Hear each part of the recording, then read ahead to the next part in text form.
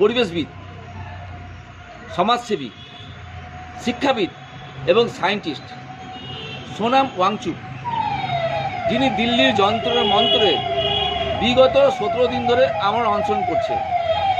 এই অনশনে তার ওজন কমে গেছে, তার সুগার লেভেল কমে গেছে, প্রেশার লেভেল কমে গেছে, তার শারীরিক অবস্থা অবনতির পথে। কিন্তু এখনো পর্যন্ত কেন্দ্রীয় সরকারের কোনো প্রতিনিধি তার সঙ্গে দেখা করেনি, তাদের বক্তব্য শুনেনি, তারা কেন অনশন করছেন এই ব্যাপারে কথা বলেনি এবং অনশন ভাঙানোর ব্যবস্থা করেনি। আমরা দেখেছি বিগত যখন ইউপিএ সরকার ছিল তখন আন্না হাজারে এই দিল্লির যন্ত্রমন্ত্রে আন্দোলন করেছিলেন, অনশন করেছিলেন, আমার অনশন।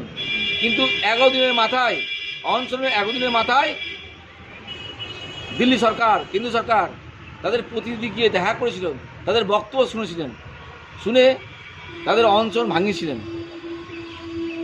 বর্তমান সোনাম ওয়াংচুক দেশের নিট পরীক্ষা লিক এবং শিক্ষায় যে দুর্নীতি হচ্ছে তার বিরুদ্ধে তিনি আমার অনশনে বসেছেন। ভারত সরকারের উচিত, আমি ব্যক্তিগতভাবে মনে করি ভারত সরকারকে অনুরোধও করতে পারি বা অনুরোধও করছি যে আপনারা দিল্লি যন্তর মন্ত্রে যান, গিয়ে সোনাম ওয়াংচুকের কথা বলুন, আপনাদের প্রতিনিধি পাঠান, কথা বলুন এবং এই অনশনটা ভাঙানোর চেষ্টা করুন। কারণ সোনাম ওয়াংচুক ভারতবর্ষের সম্মানীয় ব্যক্তি, তিনি পরিবেশ নিয়ে প্রচুর আন্দোলন করেছেন, তিনি সমাজের উন্নয়নের জন্য কাজ করেছেন।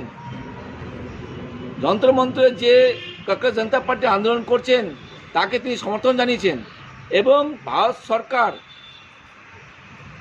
যেন তাদের কথা শুনে যেই কাজগুলো রয়েছে শিক্ষায়, সেই ব্যাপারগুলো শুনে, তাদের কথা শুনে সোনাম ওয়াংচুক আমার অনশন ভাঙানোর ব্যবস্থা করুন। আমি কেন্দ্র সরকারের কাছে এই অনুরোধ রাখলাম।